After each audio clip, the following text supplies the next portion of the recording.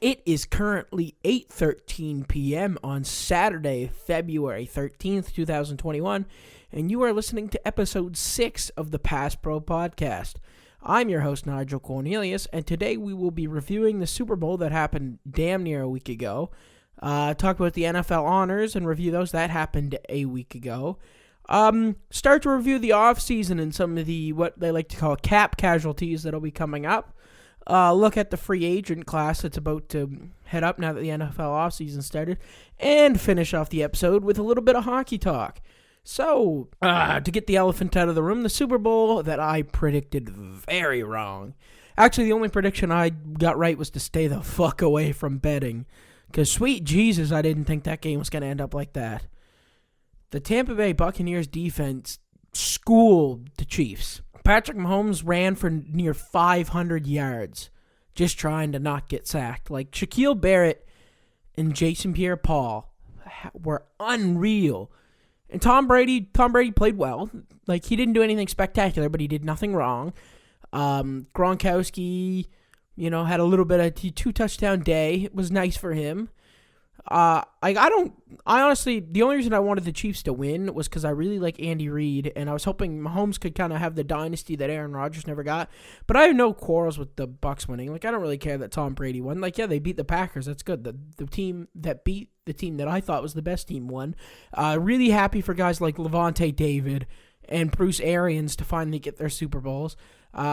Kind of shitty that Ndamukong Suh and Antonio Brown, especially Ndamukong Suh, got Super Bowls. Ndamukong Suh's a piece of shit. But, the game really, it was boring. Like, it was also one of the quicker Super Bowls. I feel like typically they go well past midnight where I'm from, which is Atlantic Standard Time. But it was over by 11 something. It also, I think it did start earlier, but it was still felt like a relatively quick game. It's shame wasn't of much fun to watch.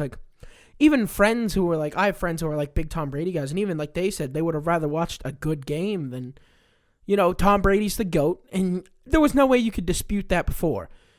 You can dispute that he's not the best player of all time, and I agree with that, but you can't dispute that he's not the greatest. You don't win 7. I don't think another player will ever win 7 Super Bowls. That's stupid. Tom Brady's been able to put himself in situations to win.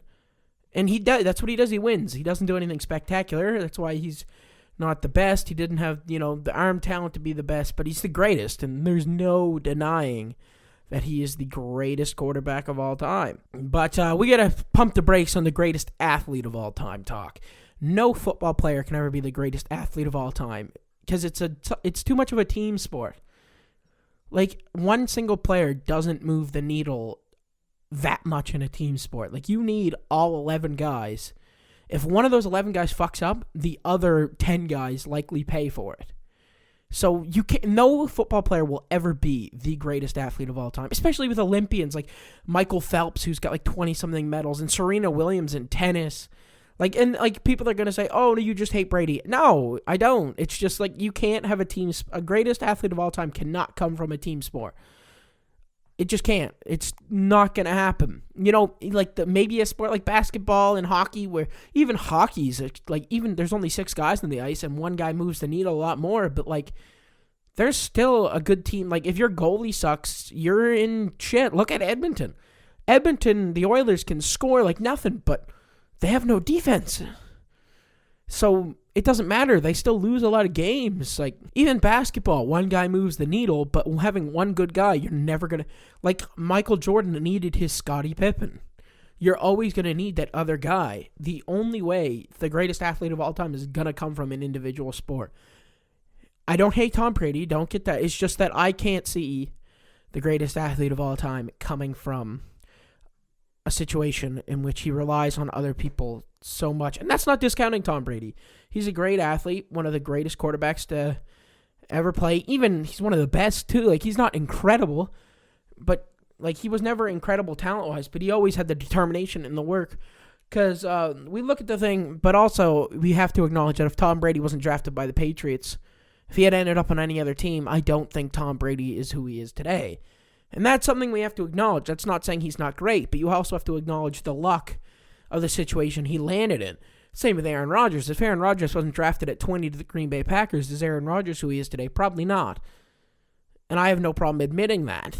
Like, football is one of the most team-based, situation-based sports that you will never have a greatest athlete come from. But anyways, moving on to the NFL honors, I got all but one of my picks right. And then there was one pick that I got right that I forgot to make. But Aaron Rodgers won MVP. The voting wasn't close. All but 6 votes went to Aaron Rodgers. 4 went to Josh Allen. 2 went to Patrick Mahomes. Derrick Henry won Offensive Player of the Year. No surprise. The one surprise that a lot of people think was a bad choice was Aaron Donald won Defensive Player of the Year over TJ Watt. I know I predicted TJ Watt would win it, but in that last episode I said don't be surprised if they give it to Aaron Donald. And I have no problem with this. I don't think TJ was robbed. Everybody's out here comparing their stats, but they're ignoring how difficult it is to do what Aaron Donald does from the interior. TJ Watt was double teamed on, I think somewhere between, I think it's around 25-ish max % of his snaps, and had like a slightly better, had like almost 30% pass rush win rate, which is good. On the other hand, Aaron Donald was double teamed or more on 70% of his snaps and had only a pass rush win rate slightly lower and only had a couple less sacks. You know, TJ Watt is great, and you could have given it to either of them, but this idea that TJ Watt was robbed is ridiculous. Offensive Rookie of the Year went to Justin Herbert. That didn't surprise me. A lot of people are really pissed saying he didn't deserve it over Justin Jefferson. I think this year's the year they should have given it to Coe, because you can't argue. The one argument is Justin Jefferson broke records that are set longer. QBs break records all the time. That's such a dumb argument. He still broke records. And Justin Jefferson, he broke the yards record, but he still only also had 7 touchdowns. Justin Herbert broke 8 records. They were both deserving. I think this should have been a Coe Award. I honestly do. I have no problem with Herbert winning it. I said he should have, because I think quarterback's the hardest position. One of the hardest. Corner and quarterback are the 2 hardest positions to play as a rookie, and Herbert looked really good. Comeback Player of the Year, Alex Smith. Didn't win it unanimous because some fucking buffoon voted for Ben Roethlisberger. That guy should have his credentials revoked. That's horseshit. That is horse shit. Horrendous. Awful that even happened. That should not have happened. And then the one I forgot to mention last week, but I predicted, Coach of the Year went to Kevin Stefanski. No surprises at all from me. He took the Browns to the playoffs for the first time in 18 years. Won them their first playoff game in like over 20. I don't remember the exact. I think it's their first playoff win since 94. It's either 94 or 96.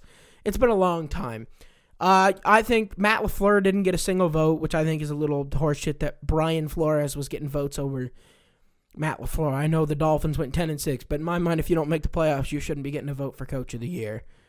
And then the last thing I forgot to talk about before the NFL honors that happened at the NFL honors was the Hall of Fame class of 2021 was selected. The 8 finalists that go into the Hall of Fame in 2021. And honestly, I have 0 issues with most of this class. Honestly, like, this class, you know, there's only a single vote I have. Alan Faneca of the Pittsburgh Steelers finally got in. Well, also he was part of the Steelers from 1998-2007, Jets 08-09, Cardinals 2010. Calvin Johnson, also known as Megatron, got in as a first ballot, well deserved.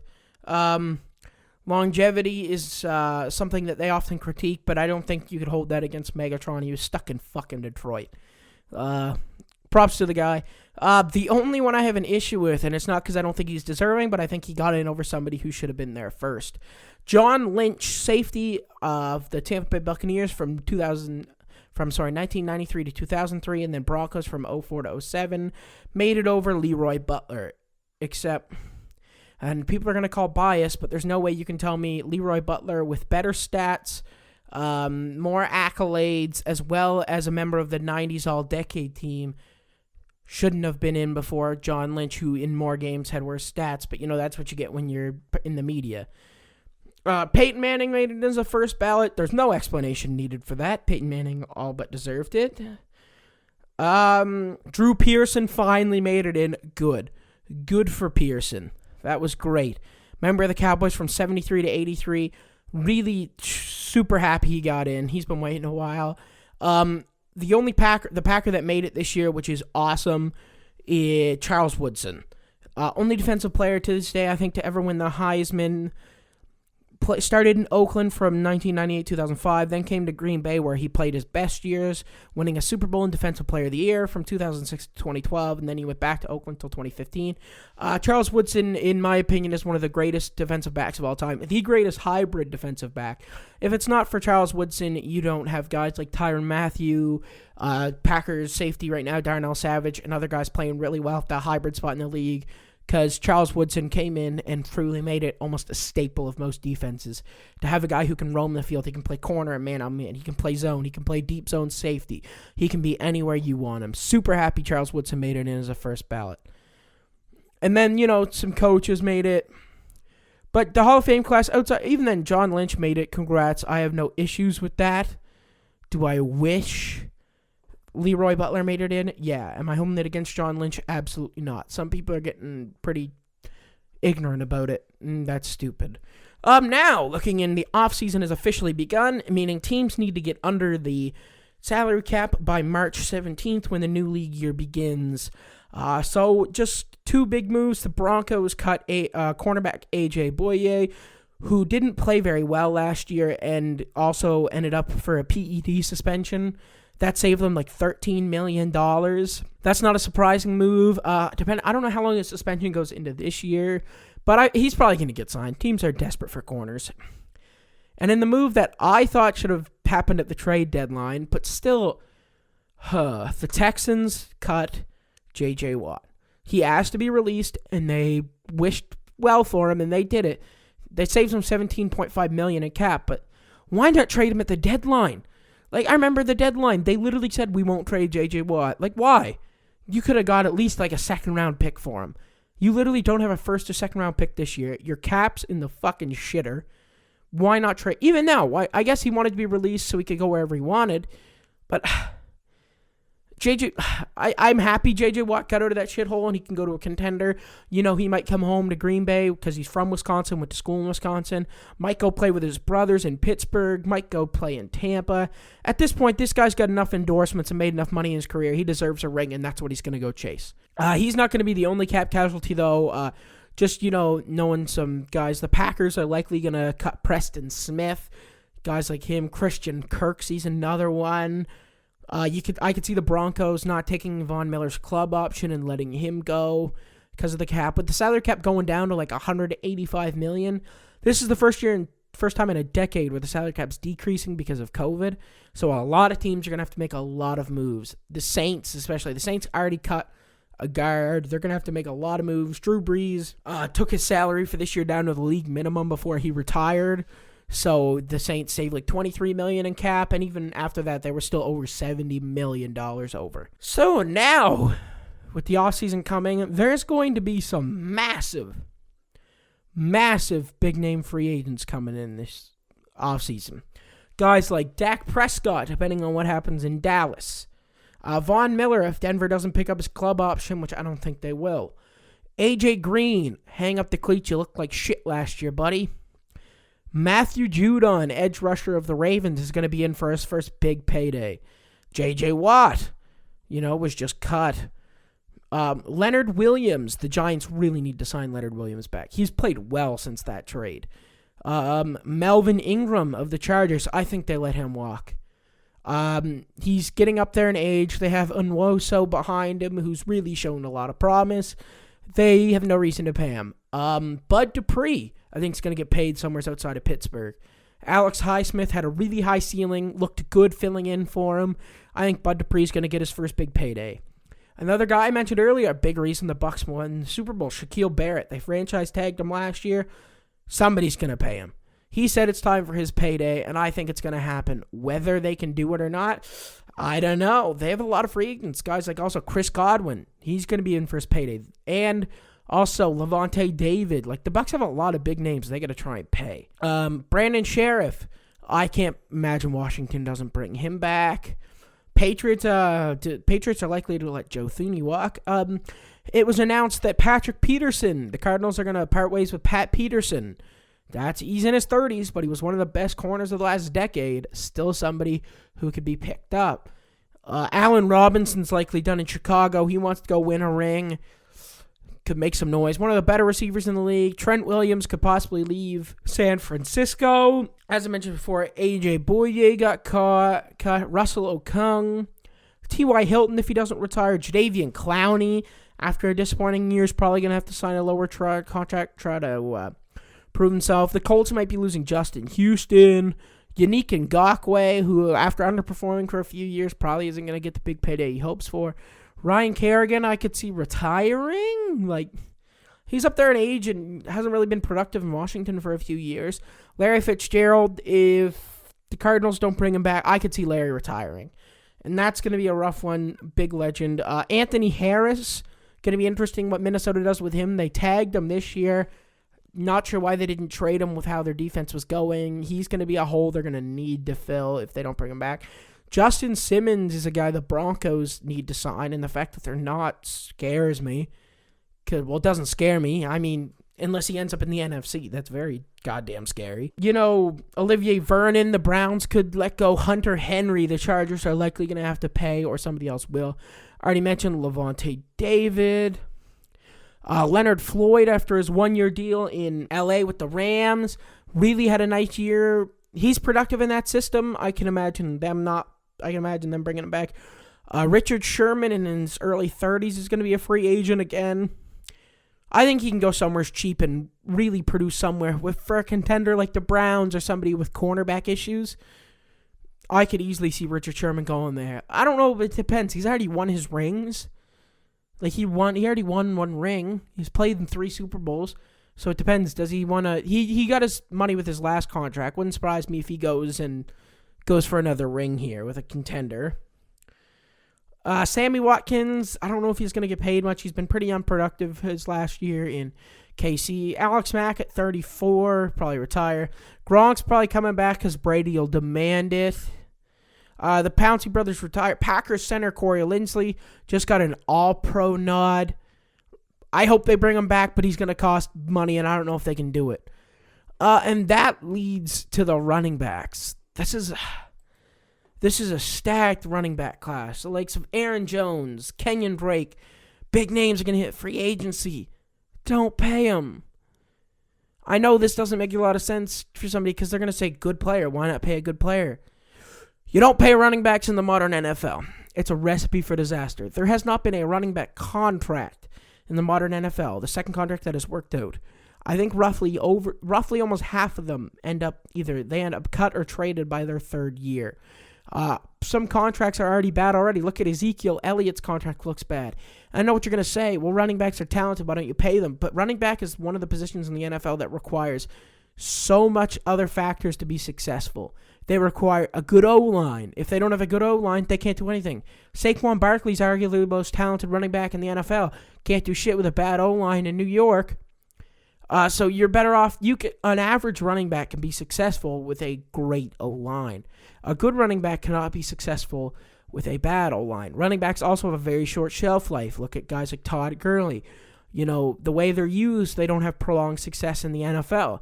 I know somebody's going to say, well, Nigel, Derrick Henry just got paid and he just had a 2,000-yard season.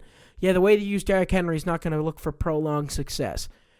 I'm not wishing injury on him. I like Derrick Henry, but it wouldn't surprise me if he ends up injured next year. And you go, well, Dalvin Cook's good. Dalvin Cook got paid. Dalvin Cook has yet to play 16 games in a season since he was drafted. Dalvin Cook's career is likely going to end before a lot of people think it is with that injury history. Well, Christian McCaffrey got paid. Yeah, and he got injured last year. Christian McCaffrey might make it out because of his receiving ability, but even then, the workload of that position and the way the cap is structured, those contracts never work. You're better off to spend money on important positions in the offensive line, at quarterback, at cornerback, at pass rusher.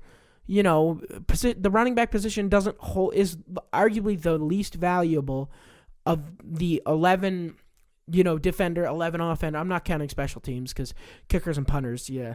Even then, a good kicker is extremely valuable. As a Packers fan, I've been really lucky to see Mason Crosby. But, my buddy Jake, Chicago, they finally have their kicker situation figured out. But their kicker situation's been a nightmare since they let Robbie Gould walk. Having a good kicker is a luxury, and I think that a running back can thrive behind a good offensive line no matter how talented they are. A good running back cannot thrive. So that's don't pay. Aaron Jones is going to get paid. I'm hoping it's not in Green Bay. Loved his time, but we drafted A.J. Dillon in the second. We can either get a cheaper guy like James White or go into the draft for a guy like Chuba Hubbard on day 2 or 3. I hope Aaron Jones gets paid and thrives. I have no ill will towards him, but I don't like the idea of paying running backs. It just doesn't work.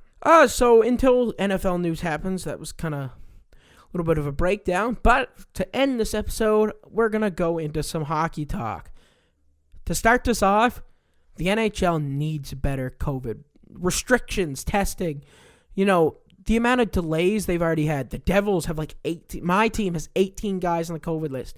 Haven't played in ages. Philadelphia's now dealing with COVID delays. Buffalo's dealing with COVID delays because Buffalo and New Jersey played a series because of the way the NHL tested with guys in New Jersey having COVID and Buffalo not knowing. Colorado had a delay. Minnesota had a delay. Legit, St. Louis was only playing Arizona for 2 weeks. So if the NHL wants to continue, their division structure works, but it doesn't work when your testing isn't rapid and your restrictions fail. You tried to claim there was no way for on-ice transmission when that's now been proven wrong because NFL referees, linesmen are getting COVID, and that's the only way they could get it from the Buffalo New Jersey series was on-ice transmission. That really needs to be figured out because I really love hockey season and I don't want to see it go. My fantasy hockey team's 4-0 and kicking ass. About to be 5-0 at the looks of the season. I'm blowing out the guy I'm playing in my matchup. But I really don't want to see hockey end. I love it. It's been so much fun to watch. So NHL, all I'm asking, please figure out COVID. And to big news, the Penguins hired Philadelphia legend Ron Hextall as their GM and Brian Burke as president of hockey operations. To me, this spells that one of the big three is going to be broken up. Whether it be Sidney Crosby, I think is the only one that's guaranteed to stay. Unless he asks out, and that's not Sidney Crosby style. I could see both Chris Letang and Evgeny Malkin being moved, or at least one of them. I also could see Evgeny Malkin, them going to trade Evgeny Malkin and Evgeny Malkin saying, fuck you, I'm going to the KHL. Because the guy already looks like he puts in absolutely no effort as it is, let alone now when he's old. They have a new GM and they're looking for to probably move on and start rebuilding. Back off hockey talk, some news that just came out. Eagles tight end Zach Ertz has either been asked to be released or traded. That doesn't surprise me. There were rumors that they were going to package him and Carson Wentz in a deal. So I'm not amazed that he wants out. The Eagles kind of in a shitty situation. Not a big move, but, back to hockey. The Penguins, but another team, the Florida Panthers, have surprised me. Absolutely surprised me. I always knew they had potential, but second in their division at 8-1-2, only behind the Lightning, was not what I expected. The loss of Evgeny Dadonov looks to be nothing.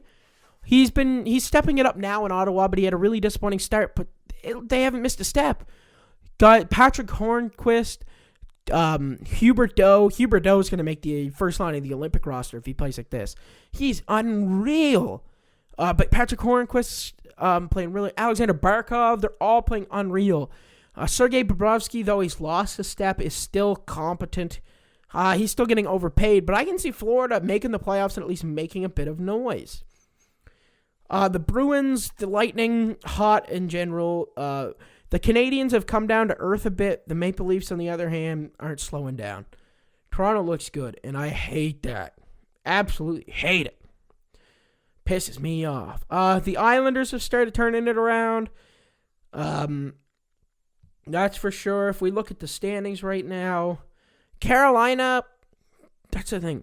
That Central's kind of stacked with Tampa Bay, Florida, and CB Columbus, and Carolina. Dallas in there too, who's 5-3-3, but that's without Sagam. The East is still the most stacked division. Philly, Boston, Washington, the Islanders, the Rangers, Penguins, Devils, Buffalo. The Islanders have come from being almost at the bottom. They are now 5-4-3 with 13 points. Boston's at 22 points, but Islanders hold a playoff spot. Pittsburgh's looking like they could miss the playoffs this year. Honestly, if the Devils come back and play like they were before, they could easily take a playoff spot from Pittsburgh. The Rangers still look awful. Igor Shesterkin's finally started turning it around, but they can't generate offense. Mika Zibanejad's having a bad year. Tony DeAngelo, fucking dipshit, creating controversy. Artemi Panarin's even having a bit of a down year. Adam Fox is good, but Jacob Trouba's having a bit of a down year, blocking a lot of shots but not producing. Alexis Lafreniere is not doing as well as people thought, but again, I'm always going to say this. He's 19 years old. You got to give him time. They're not going to come into the NHL and dominate. It's a big development league. Winnipeg and Calgary are going to have an interesting battle for that last playoff spot in the North, but Vancouver and Ottawa are shit. Vancouver and Ottawa cannot defend for a thing. Awful. Quinn Hughes currently has the worst plus-minus in the NHL. I can't see him finishing there because he does produce enough points, but that is alarming that the Canucks need to figure out a way to... I didn't expect them to take this kind of a slump. Jacob Markstrom's going on a fuck you tour in Calgary. If he keeps this up, he could be a Vezina candidate, playing really well. Philadelphia's winning, but Carter Hart's looked disappointing. People were trying to claim him to be a Vezina candidate this year, and yeah, he might be winning games, but he hasn't done anything spectacular. Like, he currently has, you look at his stats, nothing's gonna say woo. In 9 games, he's 5-2-2 with a .897 save percentage and 3.49 G8 goals against average. Not good for a guy who people were trying to call him as going to be a Vezina candidate. Colorado's coming off their COVID. I think Colorado's a real contender. Anaheim's sitting in a playoff spot right now, but the way they score, I don't think they can keep it. The Coyotes are going to blow up ship, I think. Guys like Darcy Kemper are going to be on the move to a team with goaltending issues. Can honestly see him in Carolina. Because James Reimer, not bad, but save percentage has been a little ugly, especially with Mrazek's injury and him having to start more. The Kings, the Sharks sucked. I think the Wild will take that last playoff spot, personally. But that could change. So, that's everything for this week. Make sure to follow and check out the social media at PassProPod on Instagram, Facebook, and Twitter. And I'd like to thank you for listening.